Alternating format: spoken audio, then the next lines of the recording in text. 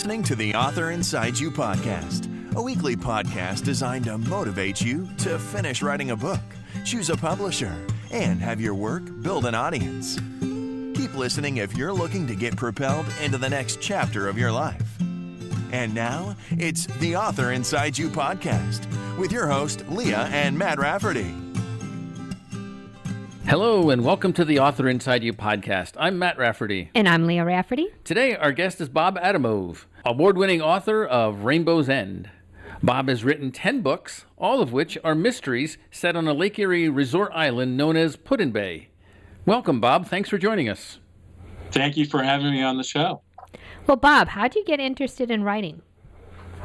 Well, it's something I've wanted to do since I was 8 years old, and it's perked all these years. My mom would drop my brother off in the summer at the Art Institute, and I got dropped off at the Akron Public Library, the main branch, and I got to spend the mornings with my favorite authors.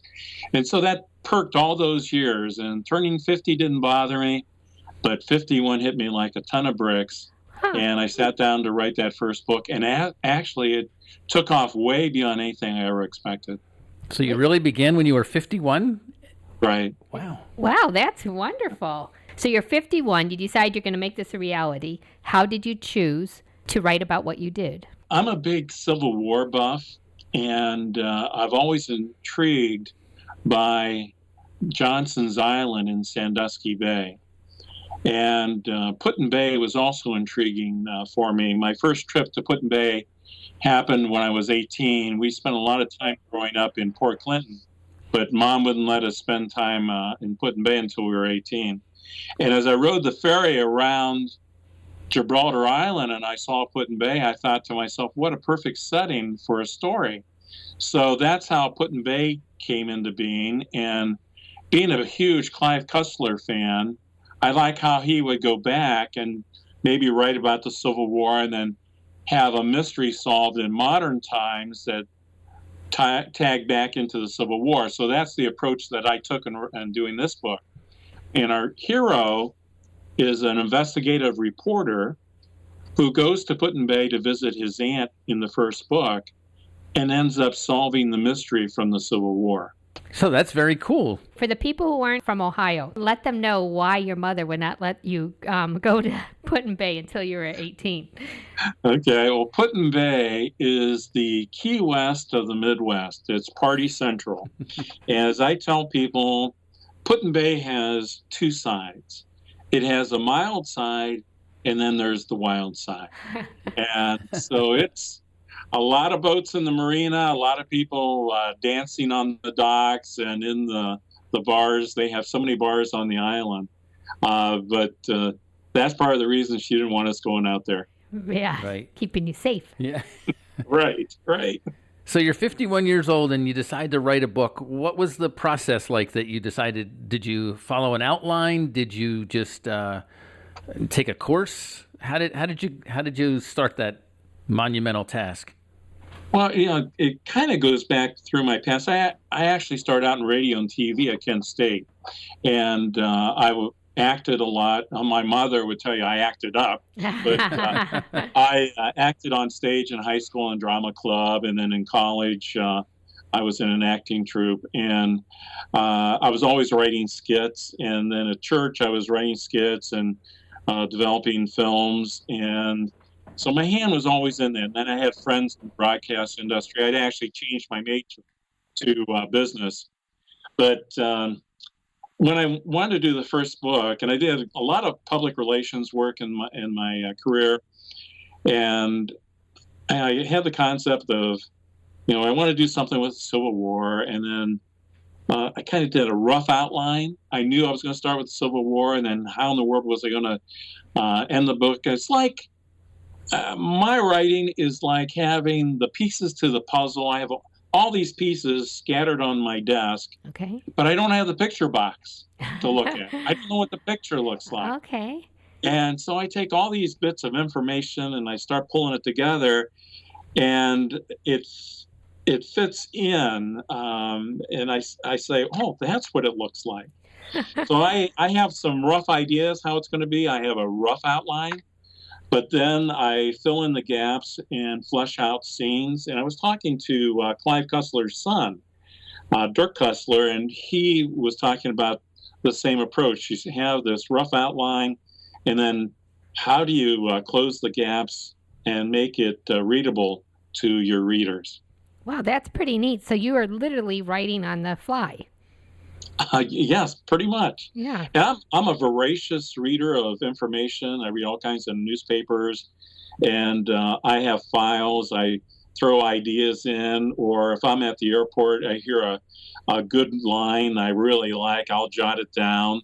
And you might see a character saying that, or I'm at dinner with some of my friends, and some of them I know that I'm taking a pad of paper because they are so funny. And some of the one-liners they come out with, I'm jotting them down because that's going to end up in a book. That's a great idea. All right, so now you have this idea you're writing. How do you find someone to publish the book? Well, I'm a doer, and as I talk to other authors, and I found out about rejection with finding literary agents and publishers, I just decided that I was going to invest in myself and self-publish. So I met a fellow up in Cleveland, and I checked out a number of print houses and decided to go with him. And so he helped me. I didn't know anything, so I bought every service. Now I'm a little bit more savvy. I have a team of editors. I hire and fire editors a lot, but he did a lot of the work for me. But as I learned, and I backed off and didn't use as much of his services, and now I'm actually working with bookmasters in Ashland, Ohio, who've done a superb job with my product.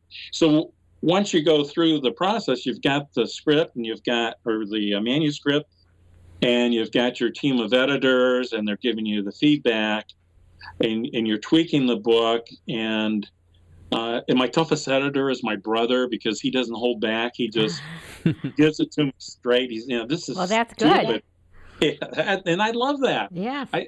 I don't have an ego. I want it to be the best product for my readers, and I relish talking to readers, especially after they've read the books. And I want their feedback. Did this work? What didn't you like? And I take it to heart. A lot of people like it that our hero is not a James Bond. He's a regular, everyday guy. He's the kind of guy they tell me they would like to sit down and have a beer with. Oh, okay. And so they can relate to him. Mm-hmm. Yeah, yes, very much so. Because like us all, he makes stupid mistakes. And, he goes diving with the villain. He knows he's the bad guy. And going down in the water with him. And, but he's doing some of the stupid stuff, and he lives life on the edge at times and takes chances. But so back to, you got the editing done, and then you go to layout. How do you want the pages to look? And I'm actually, on my new book, Golden Torpedo, which is coming out this month, number 10, Congratulations. Thank you. That's great. I used the Worcester Book Company for the layout, and he's done a marvelous job. And so we got the layout, and then once you have that, then we release it to print. And we have the cover design. I use a guy in Ashland, Dennis Lang with Lang Design, who has designed my last few covers, and he's done a marvelous job. So you have total control over what your covers look like? Yes. Oh, that's wonderful. Great. And so these aren't print on demand. They print a certain number for you, and then you're responsible for them? Is that how this works? Yeah, and again, if I'm going to invest, I want to take a chance and invest in myself. So I'll do a print run, and I usually do a print run of anywhere from 2,000 to 6,000 copies. My first book, Rainbow's End, which was a runner-up as the top fiction novel in the Great Lakes, it was beat out by a Pulitzer Prize winner, Middlesex. Wow. That book is going into its fourth printing. I have over 10,000 copies out in distribution. Wow. And I've been told that only 5% of authors will have more than 10,000 copies out. So I'm thrilled to be in that category. Right, that's great. I've heard that statistic too, so congratulations on that. That is great. Thank you. So do you distribute them to libraries? We've talked about that before on our podcast about authors. Yes. Libraries, bookstores. I have Bookmasters handle a lot of my distribution. They use Baker and Taylor or Ingram. Then I try to distribute as many as I can. I've cut back on going to bookstores because there's so many hands in that distribution channel unless I can sell direct to the bookstore. My preference is to do events like going to a yacht club or a school or Rotary, a Kiwanis, a scuba event, because I have a lot of boaters and scuba divers who follow my books. So when I go to an event like that and I can give a talk for 20 minutes and 10-minute Q&A and follow that up with about 30 minutes of book signings, it can be very lucrative, and that works the best for me. Again, my background is a business guy, so I'm looking at profit margins, and anything I can do to take costs out to maximize the cash to me is what I try to do. Right. It seems like a great idea to go right to your audience, the people that you know that are going to be interested in the story. And then it doesn't hurt that you have your fun shirts and you have a good personality, and I'm sure that helps also people to I'm purchase a bit of a book. character. You know, I was class clown. So Were you? Oh. I'm not shy about getting up in front of people, and but my psychological profile says I'm comfortable in any quadrant. I mean, I'm comfortable being lost in the crowd, and if I need to step out, I'll step up and have some fun with the audience. But to me, part of the success comes from relating to people and taking time. For example, I do the Christmas Connection at the IX Center. It's a huge event for me, and I have readers come up to me. They know every year I'm going to be there. We saw a ton of books there. And they're looking for me, and a lot of my readers have become friends. And I have Facebook, and I try to stay in touch with my readers. To me, every morning when I get up, the most important thing I do is go to Facebook, see who has a birthday that day, and take a few minutes to wish them a happy birthday and tag a photo, send a photo along with that message, because it's the personal touch. Yeah. Yeah. I need my fans. I need them. Right. Well, that's a great idea.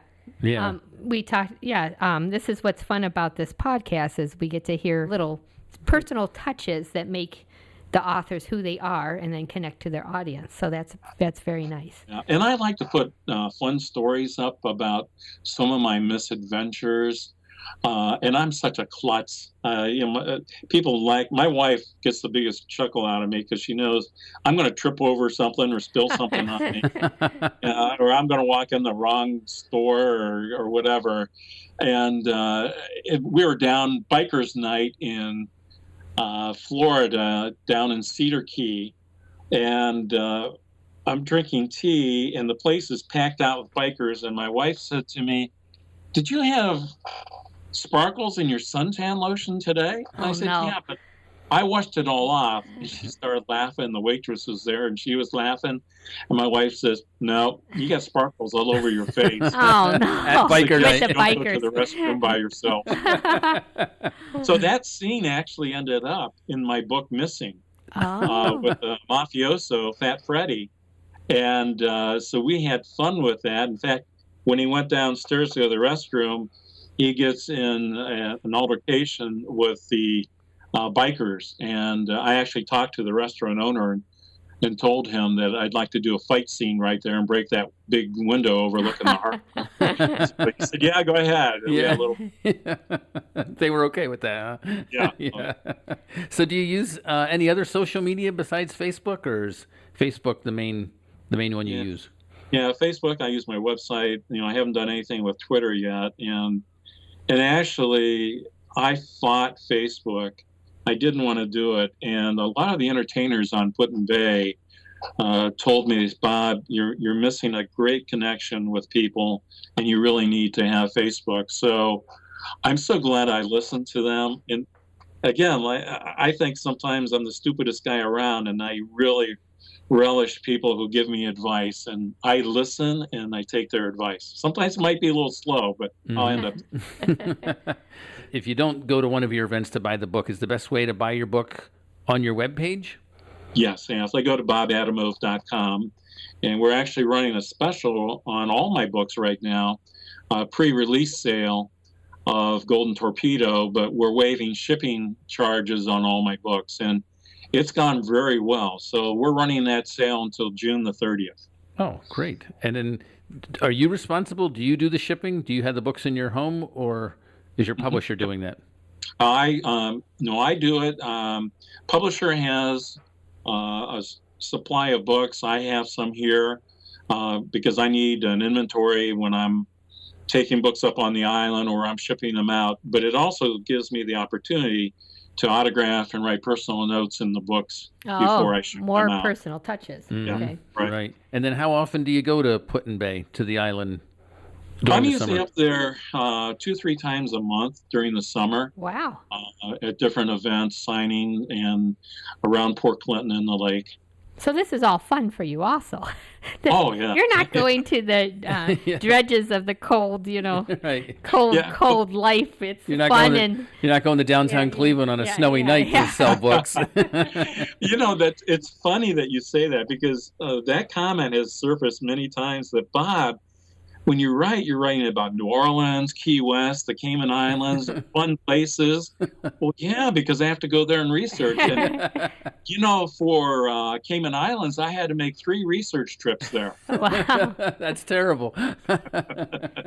Well, that is something interesting. So we were talking to another author, and she was saying that perhaps people research by books, and she wanted to go on location. So you're also like that. You're going on location, and you're making sure what you say is accurate. Right. Relatively, for example, in one book, I needed a train trestle and bridge in Vermilion, so I took some liberties there. But, I prefer to go on site. I can't always. So Bodrum, Turkey, which was in my book Sandusky, the way I picked Bodrum, Turkey is I was in Egypt, and I had a friend helping me with scenes in Egypt, and I needed some of the other action took place in Turkey. And I said, I need a short plane flight. I said, where's something here on the southern coast? Bodrum. And I started looking it up, and it's the Key West of Europe. And you just happened to place your finger on there. That's funny. Oh, yeah. And then I started watching YouTube videos about the city and about the nightlife. And then I interviewed people who had been to Bodrum so I could describe it. And I want to go to Bodrum. And some of the scenes in Israel that I've done, I've talked to friends and interviewed them so I would capture it. Then I have them check me. Some of the scenes like in Spain and Madrid at the bullfight, I was actually at that bullfight. I prefer to write about what I see. And some of the things with, I was down in Naples, Florida, went through abbreviated SWAT team training with the sheriff's department. I was out in the air with drug interdiction. I was in the water on harbor patrol. Wow. So I got to incorporate a lot of that into my writing. That sounds like a great experience. That is very cool. Yeah. And there's a singer on Put-in-Bay. It'd surprise you to know that he's a sniper. And he actually took out a North Korean general who poked his head up.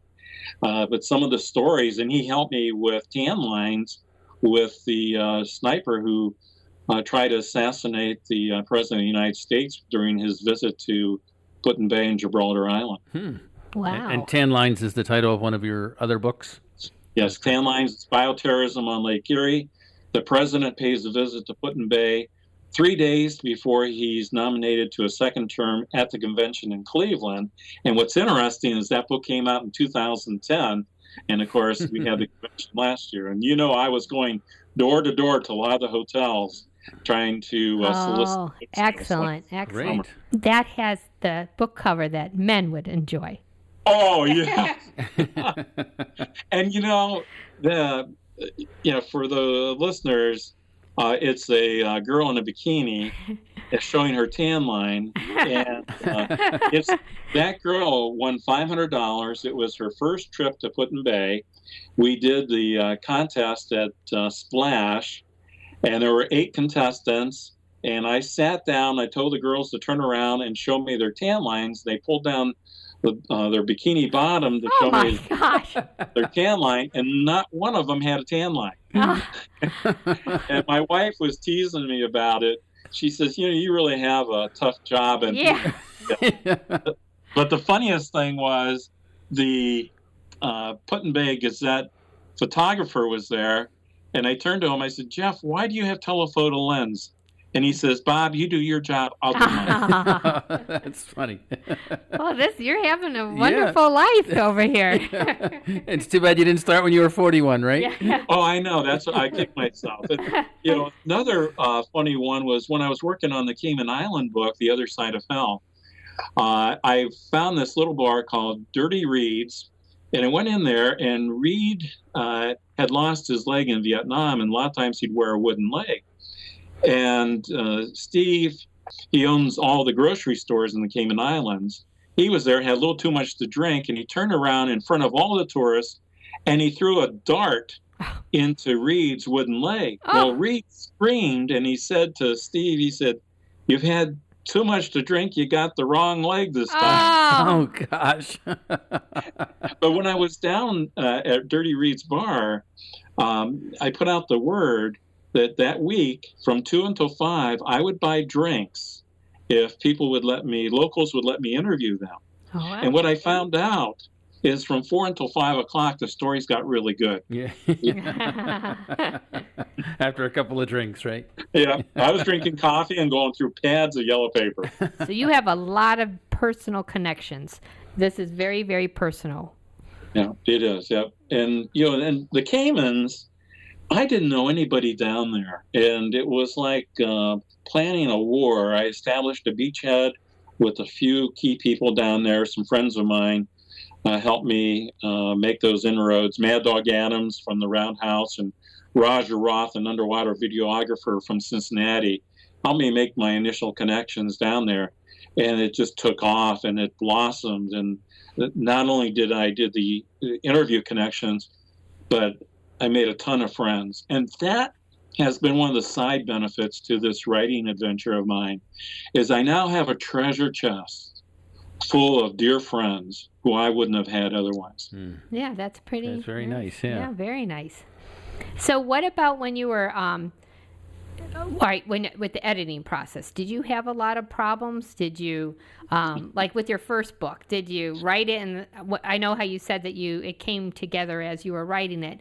But what were you like at some points just like so frustrated, or did you get writer's block, or did it just come naturally? Well, yeah, you do get writer's block from time to time, but my mind's always going and coming up with ideas. But you touched on one thing that happened with the first book. After the book went out, I got a call from a professor friend at Kent State, and he said, Bob, I just read your first book. I said, well, great. How'd you like it? He said, I loved it. I graded it. Uh-oh. My book. And why'd you grade my book? Well, because of the typos. And I said, yeah, they told me there might be 2 or 3. So, well, your book's 410 pages. I found 29. Oh. I said, what? And I said, Bob, it was Professor Bob Smith. I said, can you meet me for lunch? Are you available? And he said, yeah. I said, bring the book. So we got together. He let me have his book because he had noted all of the errors, and as only a professor would. And I took the book home, and I reread it. I found 10 more. That's one for every 10 pages. Oh, okay. That's totally unacceptable. So I called the fellow up in Cleveland, and I said, the final edit of the book was supposed to have been done by your top editor. Can you explain what happened? And there was a long pause at the other end of the line. And then he answered slowly, I took a shortcut. He said, what do you mean shortcut? It's why I used the college intern for the final edit. Wow. So needless to say, the corrections were made in the second print run at no charge.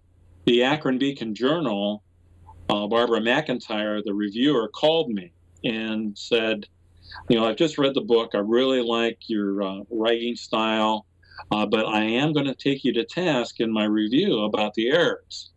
So I explained to her what happened, and she said that she would note that the errors would be corrected.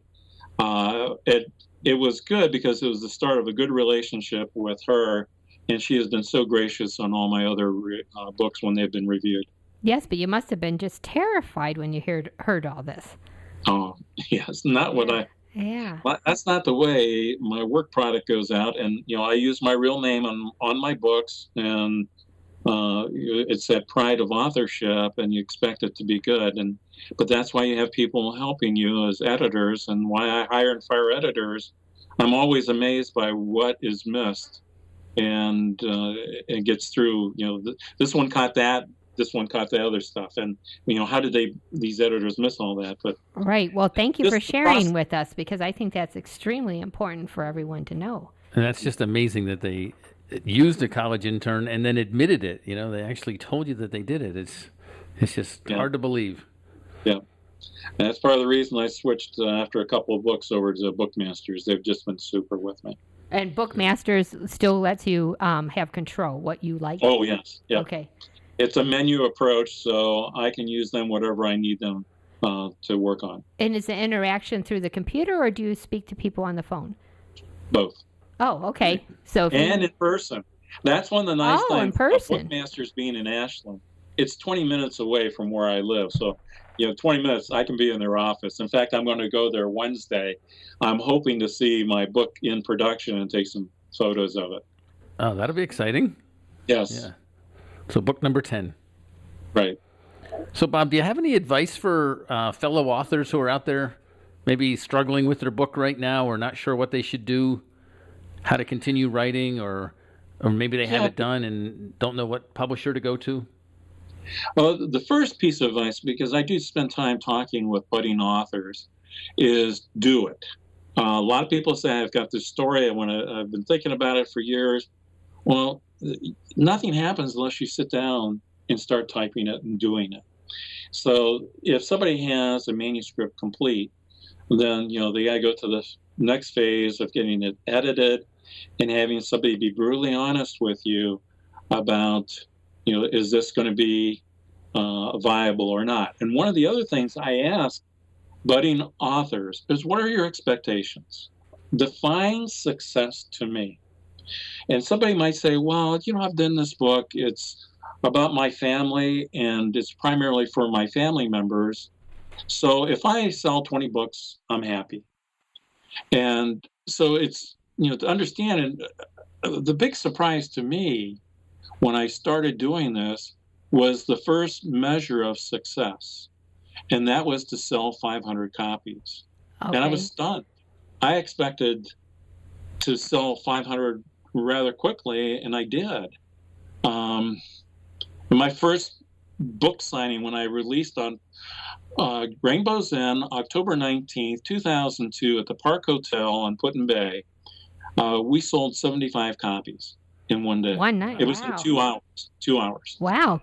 And so, I have high expectations, but I have some marketing in my background too, and I'm outgoing. I think that helps. I've been at events with other authors where they've had their laptop in front of them, and people are walking by and their head is down as they're typing their next project, and they're not interacting with people. Oh, they're not even, they're working on something. Yes. Wow. They're at a book signing and not even making eye contact with. Yeah. That and again, the other thing I tell authors is, don't spend a lot of money on advertising. That was a huge lesson for me. I wasted a lot of money initially. It's better to get story placement or to get, TV or radio interviews to get your name out there, because it's just hard to measure the return on the advertising. I only advertise in the Put-in-Bay Gazette to support the island, But other than that, I don't do any advertising. What advertising were you doing that didn't work out for you? I was advertising in a number of magazines, newsletters, and library associations, and it just. Oh, interesting. Some good advice, yes. And then I ended up actually writing stories for some of the magazines that I I got a surprise call one day from an editor of a magazine. She said, "Bob, I got an assignment for you." I said, "What?" Yeah. She said, "Well, Put-in-Bay in the restaurant." I said, "I need you to do a story on this restaurant and the food." And when I found out I got to sample the food, I said, "Yeah, when do you need me?" I'll go twice. Yeah, wow, more doors opening. Yeah, this is really neat. Wow. And Bob, how's a good way for our listeners to get in touch with you if they have a question or want to bend your ear about something? Okay, my website has my contact information, and that's, again, bobadamov.com. My phone number is 330-289-7616. And I will spend time on the phone with people and give them some ideas. And you're okay with people calling? Mm-hmm. Yeah. Oh, that's fantastic. Well, thanks for sharing It's important to give back. People help me, and it's important, I think. And that's the other thing about giving back. A portion of the proceeds from the sale of my books are always given to some charity, and I identify that charity in the front of my book. Wow. Okay, so it just is amazing. You are amazing, I guess. This is a very, very, it's just very nice. Right. Yeah, So very nice person. Very nice person. It's amazing how you did it. You wrote 10 books. You help other people. You give away to charity. You speak to people. Yeah, yes. I'm just a regular guy having a great time on this writing adventure. Well, that's wonderful. Because, sometimes I wonder, like some of the people who are, nationally well-known, they'll say, and maybe now they're older and someone wants to speak with them. Like I hear people, readers want to get in contact with people saying that, all right, now they're older, maybe they'll speak, but they still won't, because Respond to an email or to a letter. Yeah. How can you not respond to an email? For someone who reads your book and wants to talk to you, you know what? You don't have to talk to them on the phone. It's an email. But that's nice that you're approachable, because I just think that has, and just in general in life, who doesn't like someone who will speak to you? So what a nice guy you seem to be. But I'm sure it helps in the future, because if you meet someone, you talk to them, and then they see you have another book out, they're like, oh, I really like that Bob guy. And tell their friends. Right, yeah, he's such a nice guy. Right, so it all comes back to you in a positive way. It does. And, the other thing, I get tips from people about story ideas, and I really like that. I appreciate that. The book Sandusky, actually, a guy saw me doing a book signing on Put-in-Bay, came over to me. He was working at one of the bars, and he said, Bob, I've done this research on the Knights Templar and their impact in the United States and in Ohio. And he started telling me about that, and I said, you need to write a book. He said, no. He says, I've got like a dozen pages of research. Would you like it? I said, yeah. Yeah. And then I took that and used that, and it just came together as a plot. I was really hung up in that story. Worldwide chase to find the clues to the puzzle. It was a combination of Da Vinci Code and National Treasure, trying to solve this Nazarene's Code. It went from Israel, Spain, New York City, all around the world, New Orleans, Key West, and it tied into Lincoln's assassination. And wow, it was amazing. But yeah, you never know. People come up and give me ideas, and I really appreciate that. Wow, that's very nice that people will do that. Well, thanks, Bob, for joining us today. We really appreciate you being a guest on our show today. Well, thank you very much. It was a lot of fun doing this. You guys are... Oh, well, thank you. Yeah, it was a lot of fun speaking to you. And thank you for listening to the Author Inside You podcast. And if you could do us a favor, would you mind sharing our podcast with a friend? Let them know which episode is your favorite. And until next time, right on. Thank you for listening to the Author Inside You podcast with your host, Leah and Matt Rafferty.